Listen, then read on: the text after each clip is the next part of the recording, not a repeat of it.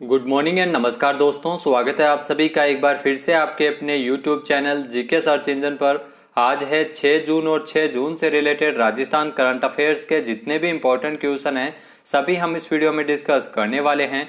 तो पूरा वीडियो बहुत ध्यान से देखें और वीडियो के एंड में मैं आपसे क्वेश्चन पूछूंगा जिसका आंसर आपको कमेंट बॉक्स में देना है। कल के वीडियो में मैंने आपसे क्वेश्चन पूछा था जो था हाल ही में नीति आयोग द्वारा जारी एसडीजी इंडिया इंडेक्स 2021 में राजस्थान कौन से स्थान पर रहा है। तो नीति आयोग की ओर से एसडीजी इंडिया इंडेक्स 2021 जारी किए गए हैं जिसमें राजस्थान की रैंकिंग 12वीं रही है। बी ऑप्शन इसका बिल्कुल सही था। जिन दोस्तों ने बी ऑप्शन कमेंट बॉक्स में सही जवाब दिया उनको हार्दिक शुभकामनाएं। नीति आयोग की ओर से एसडीजी इंडिया इंडेक्स जारी किए गए हैं जिसमें अरुणाचल प्रदेश, मेघालय, उत्तर प्रदेश के साथ राजस्थान है वो कुल 60 अंकों के साथ 12वें स्थान पर रहा है और बुरा प्रदर्शन है वो राजस्थान में एसडीजी इंडिया इंडेक्स की ओर से किया गया है। तो आपको बता दें राजस्थान है वो 12वें नंबर पर रहा है। भारत में संयुक्त राष्ट्र के सहयोग से विकसित एसडीजी इंडिया इंडेक्स 2020-21 में सभी राज्यों और केंद्र शासित प्रदेशों की प्रगति को 112 प्रमुख पैमानों पर आंका जाता है। एसडीजी भारत सूचकांक 2020-21 में केरल है वो शीर्ष स्थान पर रहा है। तो केरल ने बेहतरीन प्रदर्शन करते हुए केरल को 75 अंक मिले हैं, जबकि सबसे बुरा प्रदर्शन है वो बिहार का रहा है। केंद्र शासित प्रदेशों में 79 अंक के साथ चंडीगढ़ को शीर्ष स्थान मिला है।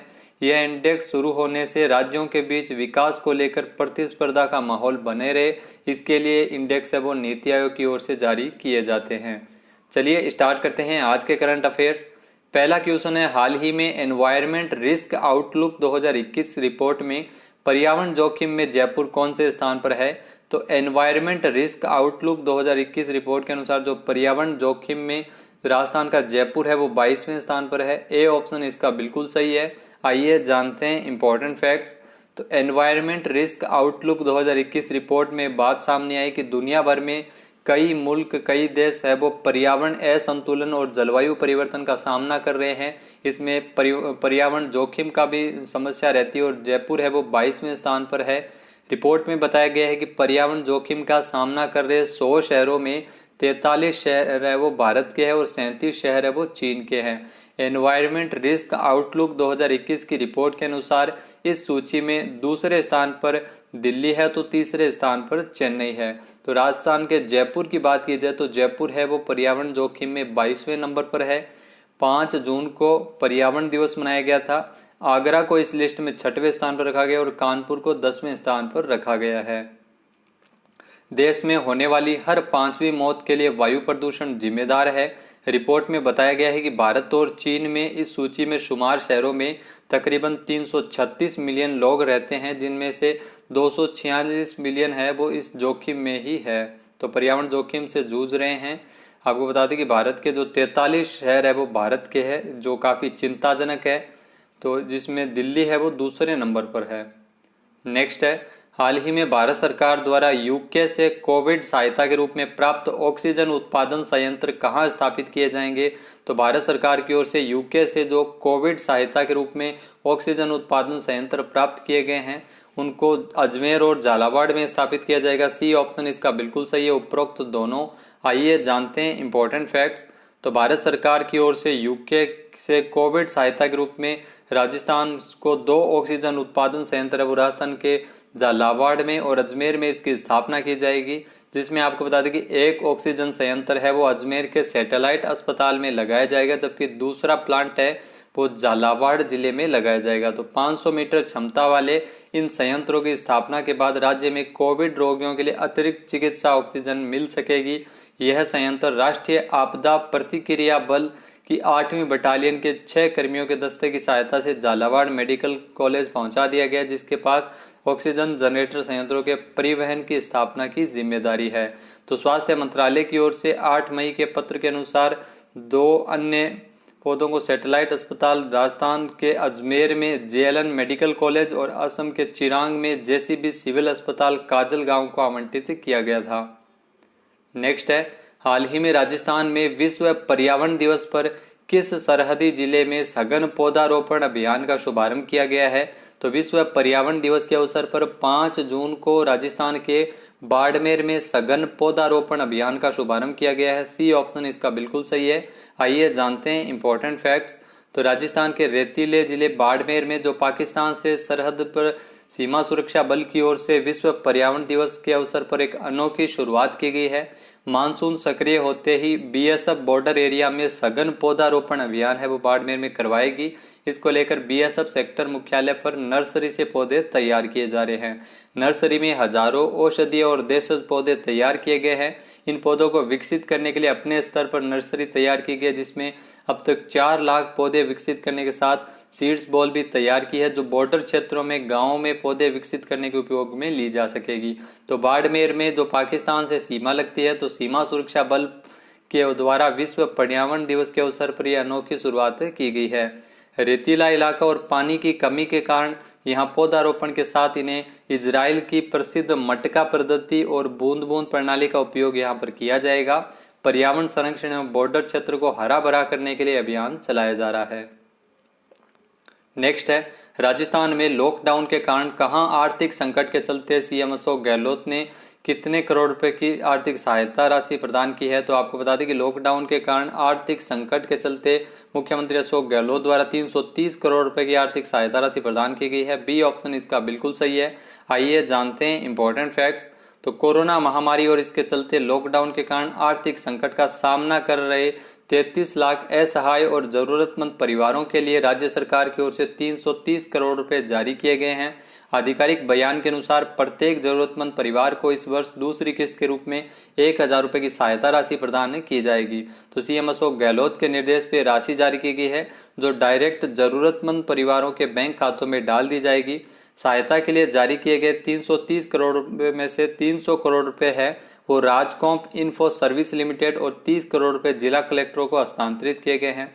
इसकी सहायता से ठेला रेडी चलाने वाले रिक्शा चालक, निर्माण श्रमिक, बीपीएल कार्ड धारकों और स्ट्रीट वेंडर्स को इसका लाभ मिल सकेगा।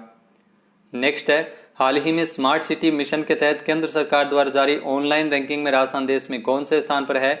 तो स्मार्ट सिटी मिशन के तहत केंद्र सरकार की ओर से ऑनलाइन रैंकिंग जारी की गई थी, जिसमें राजस्थान है वो देश में दूसरे स्थान पर रहा है। ए ऑप्शन इसका बिल्कुल सही है। आइए जानते हैं इंपॉर्टेंट फैक्ट्स। तो स्मार्ट सिटी मिशन के तहत केंद्र सरकार की ओर से 36 राज्यों और केंद्र शासित प्रदेशों की ऑनलाइन रैंकिंग जारी की थी, जिसमें राजस्थान देश में दूसरे स्थान पर है। राजस्थान स्मार्ट सिटी मिशन के संबंध में आपको बता दें कि इन राज्यों में 100 शहरों की रैंकिंग में राजस्थान के 4 शहर शामिल हुए थे, जिसमें उदयपुर 8वें स्थान पर, कोटा 11वें स्थान पर, अजमेर 29वें स्थान पर और जयपुर है वो 36वें स्थान पर रहा था।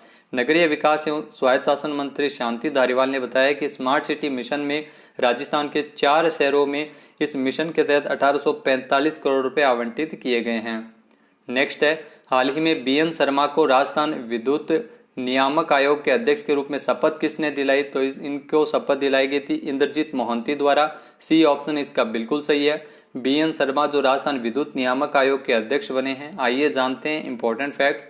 तो राजस्थान उच्च न्यायालय के जो मुख्य न्यायाधीश है जस्टिस इंद्रजीत मोहंती ने बीएन शर्मा को शपथ दिलाई थी। भारतीय प्रशासनिक सेवा के पूर्व अधिकारी रह चुके हैं बीएन शर्मा, जिनको राजस्थान विद्युत नियामक आयोग का अध्यक्ष बनाया गया है। 17 मई को राजस्थान हाईकोर्ट में आयोजित शपथ ग्रहण समारोह में इनको शपथ दिलाई गई थी।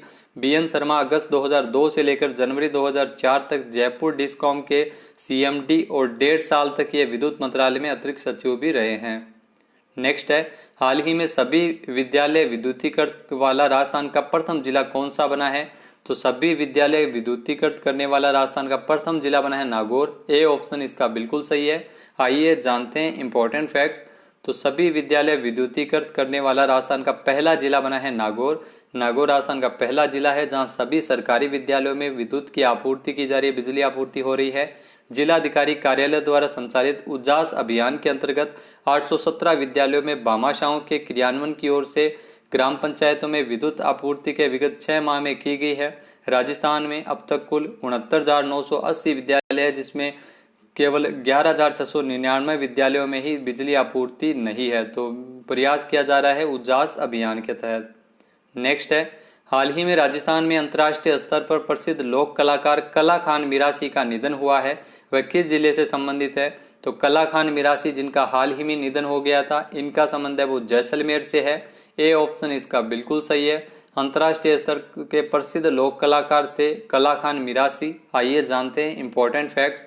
तो राजस्थान के अंतर्राष्ट्रीय स्तर के जो कला खान मिरासी है, जिनका निधन हाल ही में हुआ है 71 वर्ष की आयु में, इनका संबंध है राजस्थान के जैसलमेर जिले से रहा है।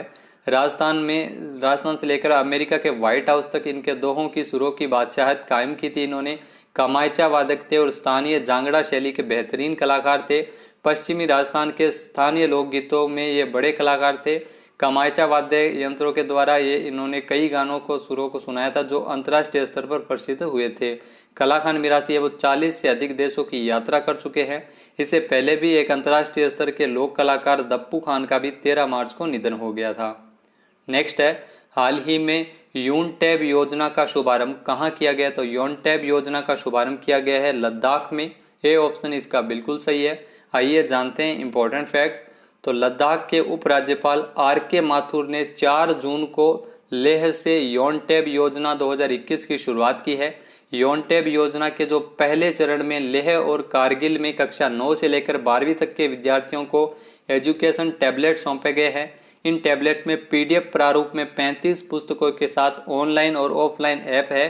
15 करोड़ रुपए की इस योजना से सरकारी स्कूलों के 6वीं से लेकर 12वीं तक के कुल 12,300 विद्यार्थी इससे लाभान्वित हो गए। तो यूनटैब योजना जो लद्दाख में शुरुआत की गई है, इसकी जो लद्दाख है वो केंद्र शासित प्रदेश है। नेक्स्ट है, हाल ही में विश्व पर्यावरण दिवस कब मनाया गया? तो हाल ही में विश्व पर्यावरण दिवस मनाया गया है 5 जून को। बी ऑप्शन इसका बिल्कुल सही है। आइए जानते हैं इंपॉर्टेंट फैक्ट्स। तो लोगों को प्रकृति के बारे में जागरूकता फैलाने के लिए हर साल 5 जून को विश्व पर्यावरण दिवस मनाया जाता है। संयुक्त राष्ट्र महासभा ने 1972 में विश्व पर्यावरण दिवस की स्थापना की थी, जो मानव पर्यावरण पर स्टॉकहोम सम्मेलन का पहला दिन था। विश्व पर्यावरण दिवस की थीम काफी इंपॉर्टेंट है। इस साल जो थीम रखी गई है वो है री इमेजिन, रिक्रिएट, रीस्टोर, और पाकिस्तान इस महत्वपूर्ण दिन का वैश्विक मेजबान होगा। तो पाकिस्तान है वो विश्व पर्यावरण दिवस का वैश्विक मेजबान के रूप में पाकिस्तान को मेजबानी सौंपी गई है। बात कर लेते हैं आज के हमारे क्विज की। तो आज का हमारा क्विज है, centre for monitoring Indian economy की रिपोर्ट के अनुसार राजस्थान में मई महीने में बेरोजगारी दर कितने प्रतिशत रही? एक बार फिर से सुनिएगा। Centre for monitoring Indian economy की रिपोर्ट के अनुसार राजस्थान में मई के महीने में बेरोजगारी दर कितने प्रतिशत रही थी? इसका सही आंसर आपको कमेंट बॉक्स में देना है। और अगर ये आपको वीडियो पसंद आए तो इसे लाइक और शेयर जरूर करें। साथ ही साथ हमारे चैनल को भी जरूर सब्सक्राइब करें। इस वीडियो की पीडीएफ फाइल आप वीडियो के डिस्क्रिप्शन बॉक्स से डाउनलोड कर सकते हैं और इस क्वेश्चन का आंसर आप कम्युनिटी टैब में जाके वोट करके भी कर सकते हैं। वीडियो कैसा लगा कमेंट बॉक्स में जरूर बताएं। वीडियो को ज्यादा से ज्यादा शेयर करें, लाइक करें। वीडियो देखने के लिए धन्यवाद। जय हिंद, जय भारत, जय राजस्थान।